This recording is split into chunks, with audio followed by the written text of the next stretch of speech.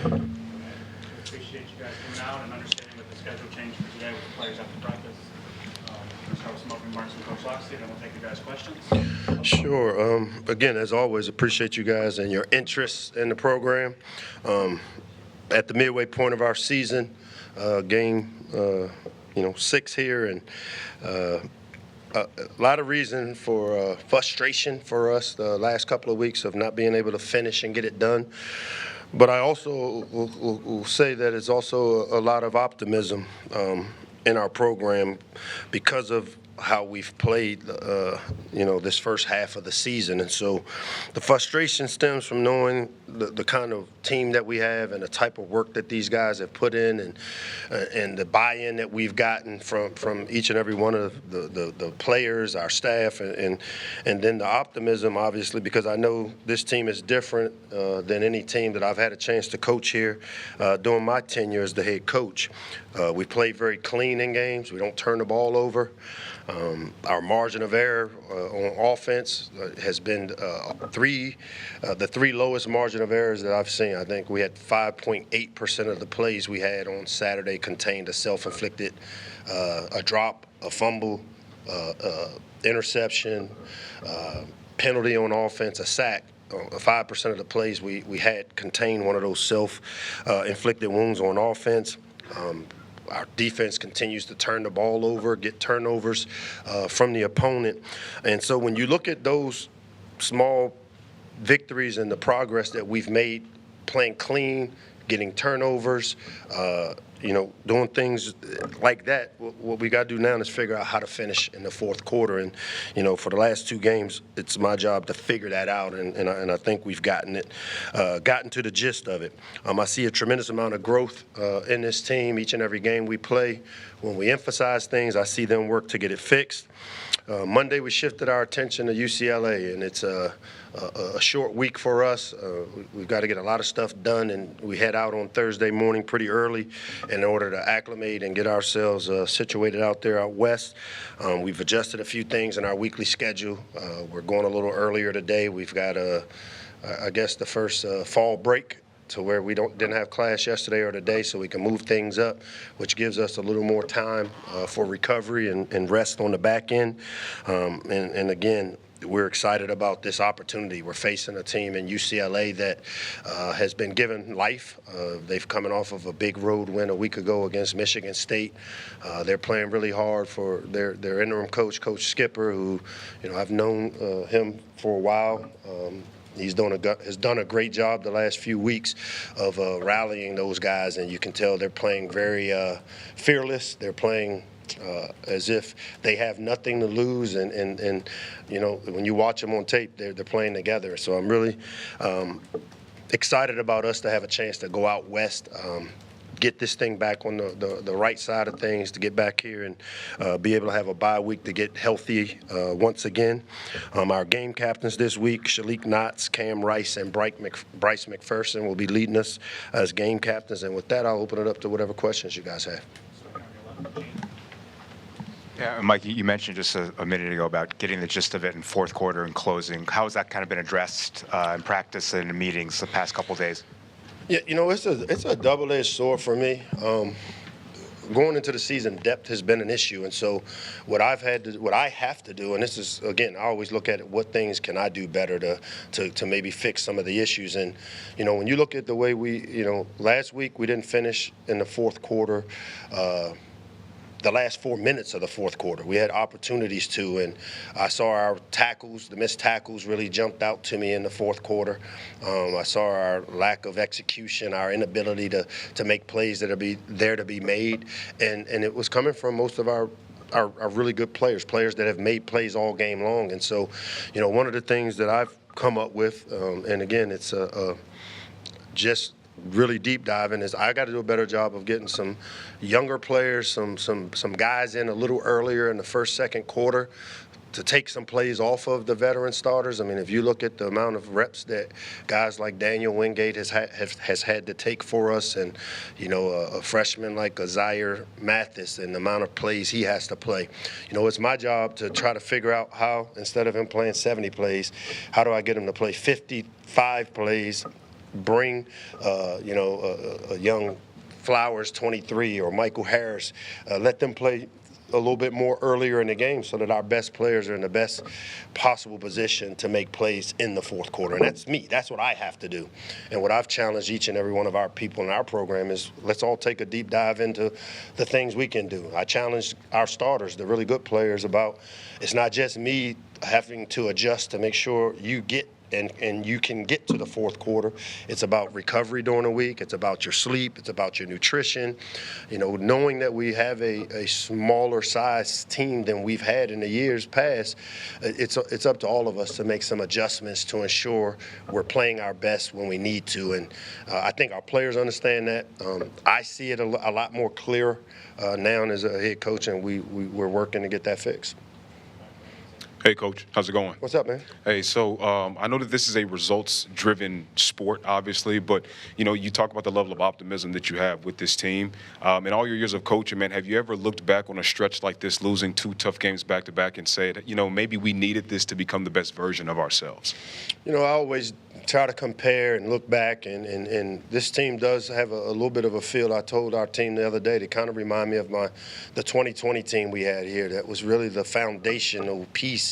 That COVID year was kind of the foundational piece, which kind of got us over the hump. We had some tough losses during that time, found a way to win a couple. And this team kind of reminds me of that 2020 team because it was a bunch of young players, first-year guys. I think that was Leah Tungavailoa's first year as our quarterback, and was an influx of talent that we brought in, and it's similar to that. But I think the big thing for us is we just got to endure. I mean, endurance is one of the hardest things to do because when everything around you tells you to stop, tells you to it's not going to work, it's usually right before you have the breakthrough. And so to play as clean as we've played with winning the turnover battle, not playing, on offense, not just having a bunch of drops and a bunch of things that cause you to not win, that gives me the optimism that we're really close to the breakthrough that we need to have. I like to see us get it fixed this week, which is always, the goal when we head on the road trip. This is a big road trip for us going out west, but I like the way that this team has approached it and the buy-in that I've gotten out of them, even through 2 tough losses. And you mentioned that road trip, UCLA loses a 4 straight to open up the season and 2 big wins for them. What have you seen from them that's kind of changed from their first 4 games up until now, and what is it going to take for you all to walk out of there with a victory? Well, they're a talented team. If you're in the Big Ten, you got talent. I think the biggest issue is the mindset shift that there's something about the pressure being off of you when you're an interim head coach, which I've done that twice now. I call it playing with house money. I mean, you got 0 to lose. You can go out, call flea flickers. You can call double passes. You can onside kick. You're allowed. You can do whatever you need to because you got nothing to lose other than, hey, let's find a way to kind of get this group going. And Coach Skipper has found a way to do that. That staff has done a tremendous job in a tough circumstance, and having been there, I know exactly what they're going through. But I got to give credit to their staff and to those players of how they've been able to stay together and find a way to get 2 wins. And with that being said, we got to figure out how to go out west and get our stuff together and make the corrections we need to get us back on that side of the winning. Hey, Coach, how's it going? What's up? You just mentioned the success that they've had. Running the ball has looked really good statistically for them, over 250 yards across these last 2 games. For you guys who maybe struggled against the run against Nebraska too, you mentioned those corrections. How has run defense kind of been an emphasis going into this game? Yeah, so I would say one, playing the run is mostly gap control, gap sound. I thought we played the run really well. I mean, they hit, I think, 163 rushing yards on 3 or 4 plays. So those are explosives. And to me, the consistency of being able to stop the run, I think most people that watch us, consistently we do a really good job against the run. I thought we didn't do a great job the last 2 weeks and back-to-back weeks of tackling, and a lot of it really showed up late in the game with the missed tackles and critical situations. And, I think I addressed that. For me, I got to do a better job of playing a bunch of the younger guys earlier to take some reps off guys so that we can finish on the tackles, so we can take the proper angles and get the ball on the ground. Mike, good afternoon. The cross country mid-season trip. I think a lot of folks think it's like, oh, it's like a bowl trip, but it's not because you're in the middle of the swim of everything. Biggest lessons you guys learned from last year's trip to Oregon that will help you this year? You know, I think we managed it the right way. You know, the big thing for us is when you travel across is to try to acclimate as quickly as possible. So we're leaving here bright and early, you know, Thursday morning to get there so that we're there in time with the sun out to go practice. Supposedly, when you practice in sunlight, it helps you acclimate and get the acclimation in part, and then we'll be able to do the things we need to do Friday like we would at home. I like the way that our staff has kind of set this up. We traveled, I thought, a year ago. We played Oregon pretty well, I thought, with the travel that we had. You know, it'll be, I think we've done things the right way from that standpoint, but it's still the second time we've done it. We'll continue to always evaluate it, but to me, it's just getting as much of the work done on the front end so that on the back end, and we were lucky enough that it's a 4 o'clock kick, which is no different than a night game for us. So it's just a matter of our guys making sure we get enough rest, recovery on the front end to be able to play. And the way UCLA's come on offensively, what kind of things have you seen them do the last 2 weeks? I mean, I think they've limited the exposing themselves with the negative plays. They're getting the ball out quick in the passing game. They're relying heavily on the run game and doing a really good job of blocking people up. They've made some plays on special teams. I think their fake punt was a huge deal, and they got a big 4th down stop a week ago against Michigan State that kind of changed the momentum in it. But I think most of all, they're playing really loose, and I mean, they're playing just as if they got nothing to lose, and to me that makes it easy for a team when you can just go out there and play without a lot of pressure. Hi, Coach. How's it going? D, what's up? Hey, all is well. How have your leaders in the locker room been responding this week? You know, they've been pretty consistent. I mean, if you look at that's the great thing about a young team is, as I always say, they don't know what they don't know. So each week is something new for them. We've had 2 weeks in a row where they put their best foot forward for 3.5 quarters, 3 quarters, and they know and understand that it's important that the finish is just as important as anything we do, and especially, you know, the end of the game finish. And to me, as we show them on tape, as we talk them through the things that we need to do to improve as a 4th quarter team, we still have them listening. They're still listening, and the leaders are still leading. So I have no problem with the way our guys have been and responded, especially with the 2 tough losses. But I think they also, because we show them on Monday just really how close we are to having the things that we want to have as a program. And when you spoke about getting younger guys in early. You focused on the defense, but do you feel the same way about the offense? Oh, there's no doubt. I mean, we've played our left and right tackle have played almost every snap of every game.